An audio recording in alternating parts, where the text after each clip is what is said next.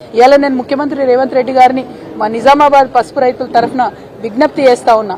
మీరు ఈ నిజామాబాద్ ప్రాంతానికి వచ్చినప్పుడు ఎన్నికల ప్రచారంలో మీరైనా రాహుల్ గాంధీ గారైనా పసుపుకు మేము 12,000 ఇస్తామని చెప్పారు. పసుపు ఎంత కమ్ముడు అయినా సరే మీకు తక్కువ పడితే ఆ మిగిలిన అమౌంట్ బోనస్ ఇస్తామన్నారు. మరి ఇవాళ ఇక్కడ చాలా మంది మాట్లాడిండ్రు 8,000 కమ్ముడు పోయింది, 7,500 కమ్ముడు పోయింది, 10,000 కమ్ముడు పోయింది. ఆ మిగతా అమౌంట్ ఏదైతే ఉంటుందో మీరు బోనస్ ఇవ్వాలని చెప్పి నేను డిమాండ్ చేస్తా ఉన్నా. ఒకవేళ 9,000 పసుపు పోతే మీరు 3,000 రైతుకు బోనస్ కట్టిండి. ఎందుకంటే లెక్కలు ఉంటాయి, పేర్లు ఉంటాయి, ట్యాగ్ ఉంటుంది, బిల్లు ఉంటుంది, మోసం జరిగే ఆస్కారం ఉండదు, మీ దగ్గర డేటా లేదనేటటువంటి పరిస్థితి ఉండదు.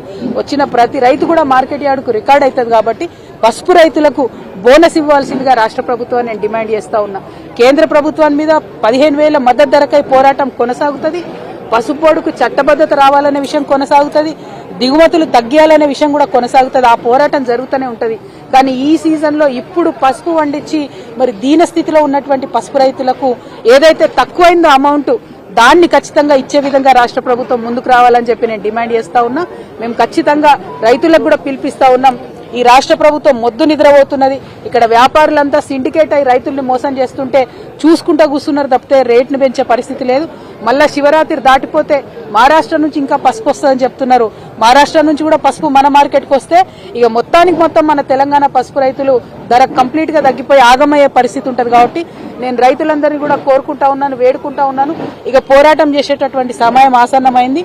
మనం 1వ తారీఖు, 2వ తారీఖు, 3వ తారీఖు మనందరం అనుకొని ఒక రోజు కలెక్టరేట్ దిగ్బంధనం పెడదాం. ఆ లోపల కనుక ప్రభుత్వం దిగి రాకపోతే ఖచ్చితంగా మా నిజామాబాద్ జిల్లా కలెక్టరేట్ ని ముట్టడిస్తాం. ఆ దిగ్బంధనంలో రైతులందరూ కూడా పెద్ద ఎత్తున పాల్గొనాలి. కలెక్టరేట్ ముంగటనే కూర్చొని బాజాప్తా పసుపు ముందట పోసి కలెక్టరేట్ ముంగట మేమందరం కూడా ధర్నా చేస్తాం. ఎందుకంటే 9 నెలలు కష్టపడితే ఎట్లా ఒక తల్లి బిడ్డను మోస్తుందో అట్లా రైతు పసుపును మోస్తాడు 9 నెలలు. మీకు ఇంత కూడా పట్టింపు లేదు. ఎన్నికల కోసం ఓట్ల మందం వచ్చి ఎటువడితట్టు మాట్లాడిపోయినారు. ఇవాళ ఆ మాట నిలబెట్టుకోవాల్సిన సమయం వచ్చింది. పోయినసారి రైతు నష్టపోయిండు, ఆనాడు మీరు ముందుకు రాలేదు. ఈ సంవత్సరం రైతు నష్టపోతున్నాడు. ఇప్పటికన్నా మీరు ముందుకు రావాల్సిందిగా నేను రేవంత్ రెడ్డి గారిని డిమాండ్ చేస్తున్నా. 8,000 రైతు అమ్మితే ఆయనకు 4,000 ఇవ్వండి, 9,000 అమ్ముడు పోతే 3,000 ఇవ్వండి. మొత్తానికి 12,000 నింపేటట్టుగా చేయాలని ఈ ప్రభుత్వాన్ని నేను డిమాండ్ చేస్తా ఉన్నా.